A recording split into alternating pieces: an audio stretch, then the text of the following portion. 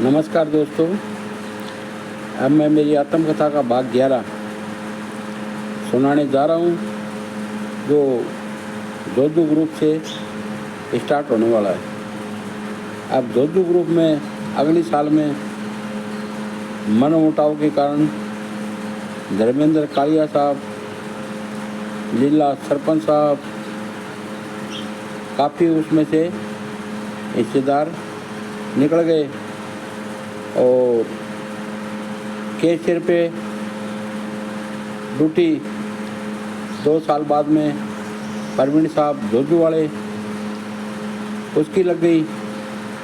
तो काम बहुत जोजू ग्रुप का बहुत अच्छे से चल रहा था, मतलब हर साल कुछ न कुछ इनकम होती।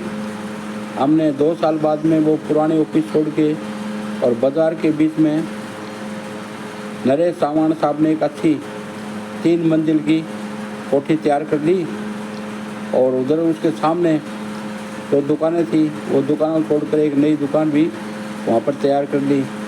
तो तीसरी मंजिल में उन्होंने ऑफिस बनाया। ऑफिस भी बहुत बड़ा शानदार ऑफिस था और काम भी बहुत धड़ल्ले से चल रहा था। उसमें विकास जोजू, नरेश जोजू, अपने लोका साहब, कालिया बेड़ला साहब और परवीन साहब, ये सतीश फौजी साहब, जगदीश किस्कंदा वाले साहब, ये काफ़ी आदमी थे जो भाग दौड़ के खूब मेहनत कर रहे थे। सन 22 में 2 ग्रुप हो गए, एक तो अटेला ग्रुप हो गया और एक अपना जोजू ग्रुप हो गया। वो ग्रुप वो काफ़ी महंगे थे। उधर दोनों ग्रुपों का काम, केस का काम तो परवीन साहब कर रहे थे, केस बनाना, शीट बनाना, और मुनीम का काम मैं कर रहा था। तो दोनों ग्रुप काफ़ी महंगे थे। अब महंगे ग्रुप में घाटा लगना तो स्वाभाविक था, क्योंकि दोनों ग्रुप घाटे के ग्रुप हो गए। तो उसमें 10-12 पैसे का हिस्सेदार धर्मेंद्र आदमपुर वाला भी था मेरे पास।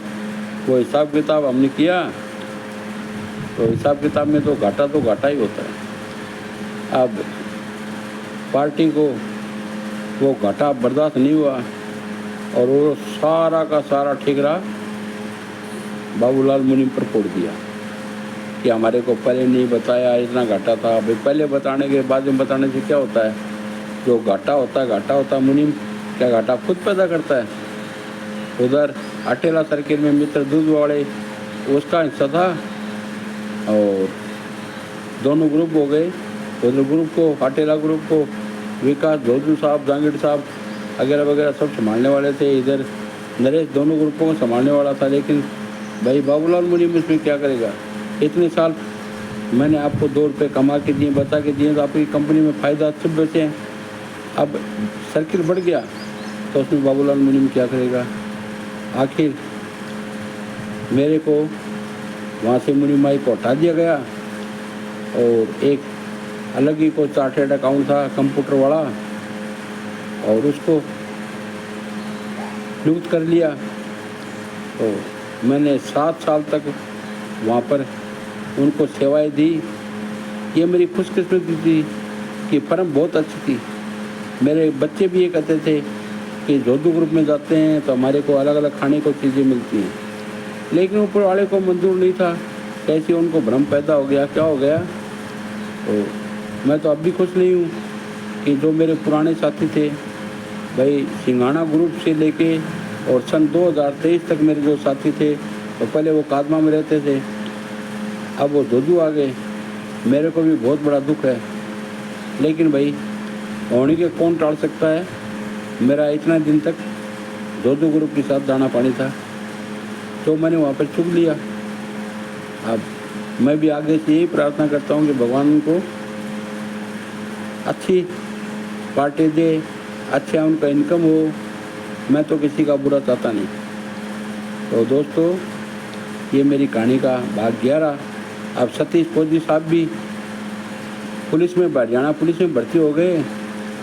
और उधर विकास जोधू साहब भी पिछली 24 की साल में वो भी ड्राइवर की नौकरी में, और वहाँ गुड़गांव डिस्ट्रिक्ट न्यू मेवात में वहाँ पे ड्यूटी लगी, ऐसा मेरे को सुनने में आया है।